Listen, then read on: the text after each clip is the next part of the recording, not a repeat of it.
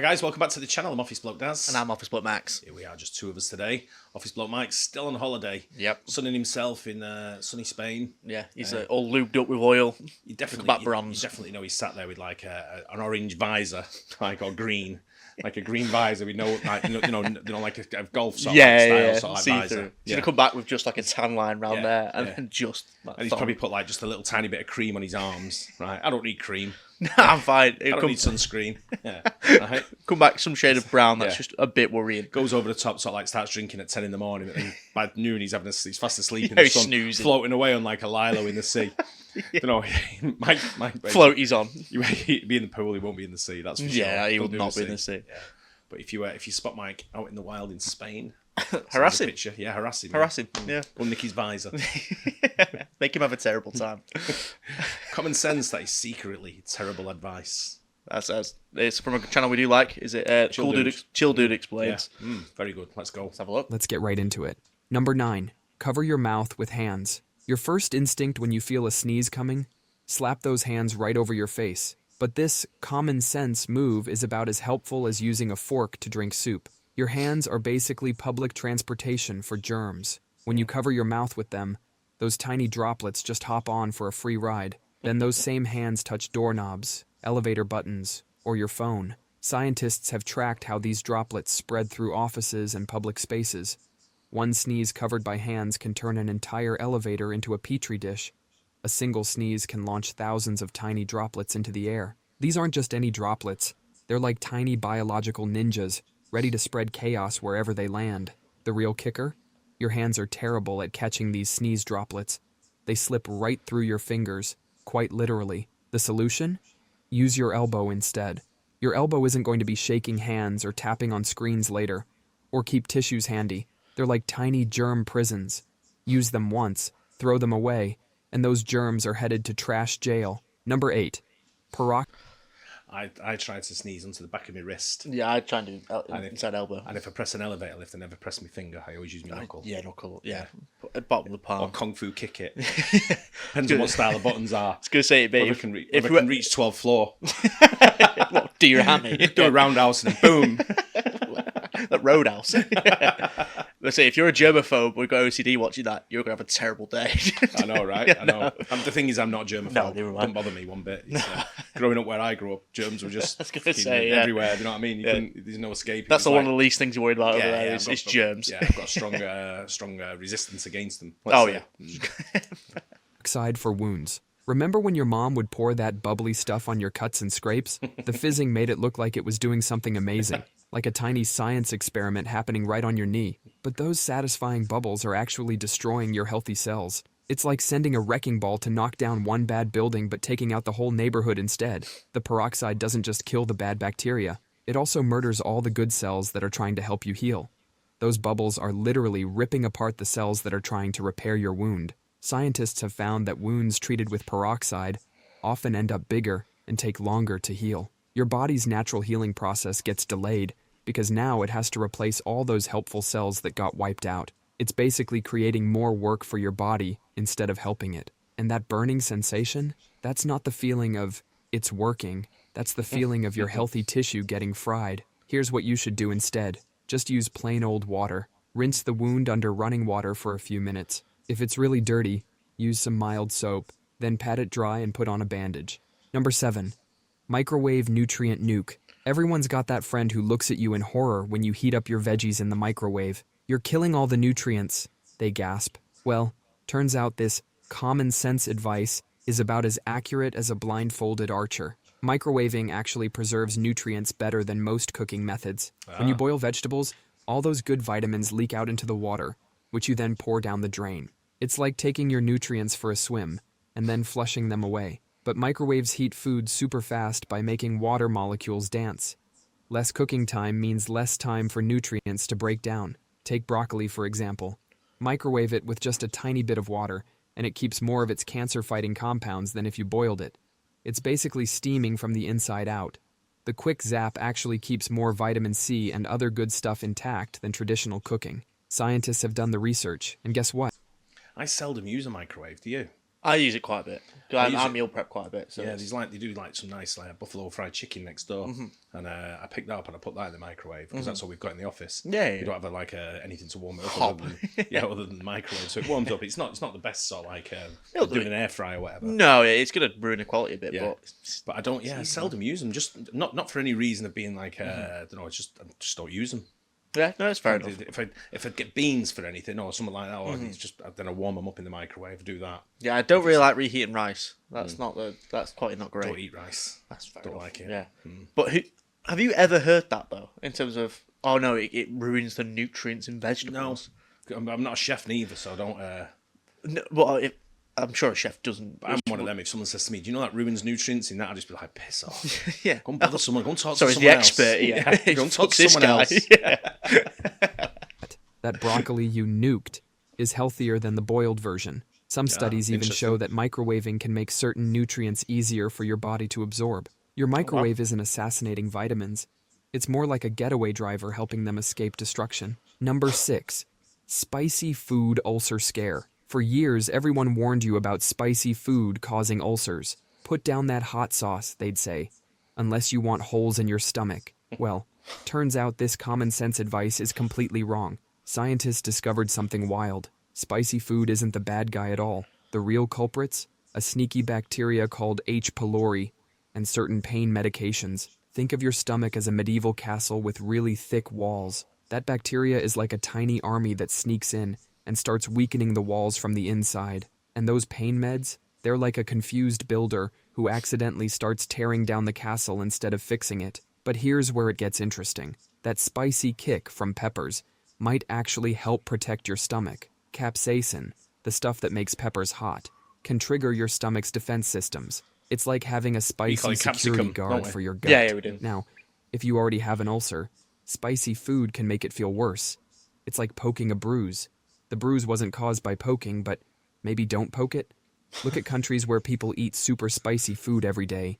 If spicy food caused ulcers, these places would be ulcer capitals of the world, but they're not. Number 5, the 8-hour sleep lie. This whole 8-hour or bust thing started during the Industrial Revolution. Factory owners needed workers to show up at the same time every day, so they divided the day into neat little chunks. 8 hours work, 8 hours sleep, 8 hours free time. It had nothing to do with biology. It was just convenient for running factories. Before alarm clocks and factory whistles, people slept totally differently. Some cultures took 2 shorter naps instead of 1 long sleep. Others would sleep when they felt tired and wake up naturally. Your body actually works on 90-minute sleep cycles. Some people need 4 cycles, which is 6 hours. Others need 6 cycles, which is 9 hours. It's like shoe sizes. One size definitely does not fit all. There's even a group of people called natural short sleepers who function perfectly fine on 5 to 6 hours. Yeah, These folks aren't zombies stumbling around.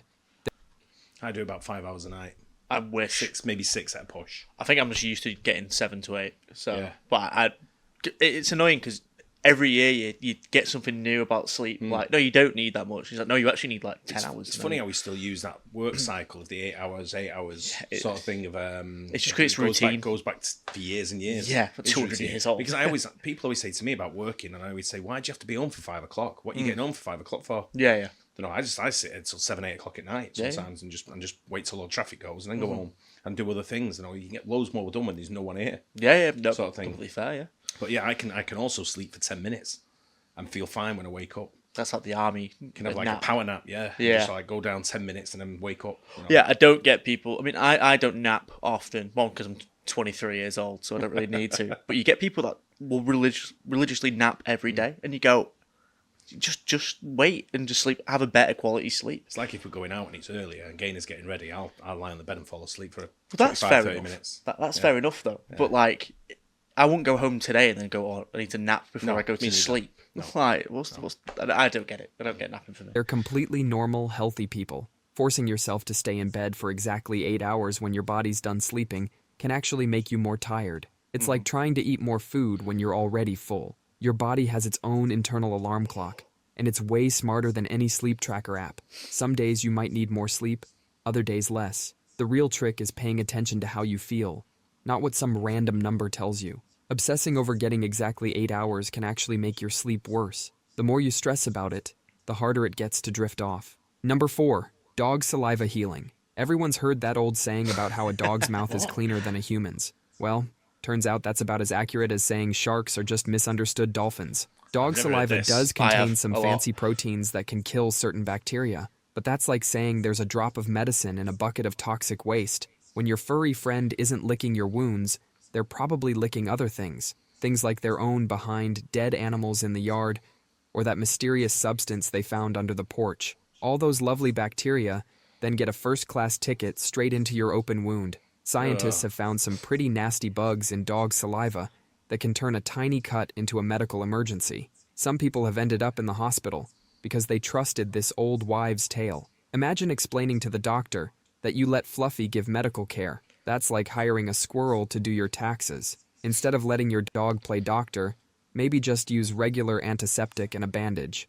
Your immune system will thank you later. Number 3, bird bread feeding. You're at the park tossing bread to ducks and pigeons, but you might actually be the villain in this story. Feeding bread to birds is secretly terrible for them. Bread for birds is like living on nothing but cotton candy. It fills their belly, but it's basically empty calories with zero nutrition. Birds start skipping their natural food because why hunt for seeds when humans will provide a bread buffet? When young birds eat too much bread, they can develop angel wing. Despite the cute name, it's a nasty deformity that stops them from flying properly. Imagine giving a kid so much junk food their arms stop working. Imagine being a bird that can't fly. That's like being a fish that can't swim. Uneaten bread rots in the water, creating toxic algae blooms that can kill fish. The water gets so nasty that even fish start having trouble breathing. The bread attracts too many birds to one spot, turning your peaceful park into an avian mosh pit. Those extra bird droppings basically turn the local pond into a toilet. Want to actually help? Grab some peas, seeds, or lettuce instead. Your local ducks might look disappointed at first, but their wings will thank you later. Number 2, penny on tracks. Putting a penny on train tracks might seem like harmless fun, but it's actually... Never heard this one either. No, I feel like it rings a bell, but like... The bird one I've heard. Yeah. Don't feed him bread because he's where I go to the dentist. He's got signs outside and it says, "Do not feed the birds bread." And he's like, they hang like bags of seed. Yeah, So I like to feed them, sort of thing, or whatever it is. It's some kind of like seed anyway. I've heard that. I think it's that and rice you can't feed them because rice will Expand. Yeah. Yeah. So if they're eating loads of that, then just stomach gets filled. Yeah. So I kind of knew from the signs that he was there, but he's one of them where I don't feed the birds anyway. I have no. Don't go near Some people do just that. move on. Yeah, they'll be fine. actually incredibly dangerous. First off, it's super illegal, like federal crime illegal. The real danger isn't to the train, it's to you. Trains are way quieter and faster than most people realize. They can sneak up on you before you even know what's happening. These massive machines create a slipstream, a powerful wind effect that can actually suck you under the train if you're too close. A typical freight train weighs around 12 million pounds. Your penny? About 2.5 grams. The train won't even notice your penny. It's like an elephant stepping on an ant, but the train will notice you hanging around the tracks. People often get hurt trying to grab their flattened pennies before another train comes. And that penny? It doesn't just get squished into a cool souvenir. It becomes a tiny copper missile that can shoot out at speeds fast enough to hurt someone. So next time someone suggests this fun activity, remember, saving a penny isn't worth risking your freedom. Never heard or of it. worse. No. Number 1, the brain growth myth. Your brain isn't some frozen block of ice that's done developing. It's more like a city that's constantly under construction.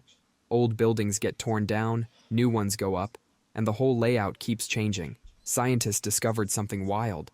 Our brains keep making new cells throughout our entire lives. It's called neurogenesis, and it happens especially in areas that handle memory and emotions. Think of your brain like a garden that's always growing new flowers while pruning away the dead ones. When you learn something new, your brain literally rewires itself. It builds new connections between cells, like adding new roads in that city. Different parts of your brain mature at different speeds. The part that handles decision-making isn't fully built until your mid-20s. That's why teenagers sometimes make choices that make adults facepalm. The more you challenge yourself, the more your brain grows. Learning a new language? Your brain's building new neighborhoods. Picking up an instrument? That's like adding a whole new district. The real trick is keeping your brain busy with new challenges, because unlike that smartphone that stops getting updates, your brain's app store never closes. That's all for today. Yeah, fair enough. I know you see like scientists putting out like brain training, giving you brain training Yeah, for, you know, telling you to do that sort of thing with different puzzles and different things to sort of like make your brain work and operate. And it makes sense, you know, it's, you know, like we say, we do quizzing quite a lot. We do quizzing quite a lot, yeah. It keeps your brain quite fresh, I guess, as well, for your memory anyway. Yeah. You know, but as you get older, I'm sure, I don't know, your memory just... More fog. Memory, yeah. Yeah, definitely. I don't get what was the myth there in terms of what it just... People saying that your brain's sort of like done. You don't do new things, but I think you do. But as a cut-off point. Yeah, it's just like it's finished. And it's, I've not heard people say that. I didn't know that was a thing. No, the only one I've not really heard of there is the penny on the track. Yeah, that sounds like something from like the 60s. They've gone like, oh no, because you'll hear it coming. It's quite hard to access train tracks over here. For good reason. Yeah, I know, but I know like in the USA it's quite easy to access them. Whereas over here it's kind of, you can access them, but it's kind of difficult. Trespassing. Yeah, it is. And the trains slow down at crossings and all that kind of stuff. Where, I mean, I've been in a train station, I can't remember, I think it was Watford, and one of the trains just went past at like, you know, high speed. I was like, geez. Yeah. I thought they'd slow down a little bit coming through a station like that, but they didn't, you know. And it was, it kind of like, you know, one of them where you take a step back and you go, no, there was no warning sign. Maybe those yellow lines. I always step back behind the yellow lines anyway. You know, it's common sense at the end of the day, isn't it? Just follow. If they're putting something there, they're there for a reason. Yeah. It's not there to sort of like just because someone couldn't be asked painting the yellow line. So they're like, I'm going to put a yellow line in. Don't be one of those knobheads that's just like, yeah, but I'm just not going to do what they told me to do. The worst one for a line. You know, the worst one for a line is baggage reclaim. Baggage reclaim. Oh, right. Where it's like, don't stand near the... Don't stand behind that. Everyone can see. If you stand behind the line, everyone can see the bags coming down the reclaim. Yeah. It's the dickheads who stand right next to the belt Just staring like with their head tilted in to see where their bag is. Yeah, just if put you all label. Step back, you can see just it. Put label on it. If you all step back, you can all see it. Yeah, everyone can see it, and they just step forward when you get yours, take your bag, and away you go. Yeah, simple, right? There you go. Advice. Advice. Yeah, enjoyed that as always. I hope you did too. Don't forget to like and subscribe, and we'll see you on the next one. Cheers. Cheers.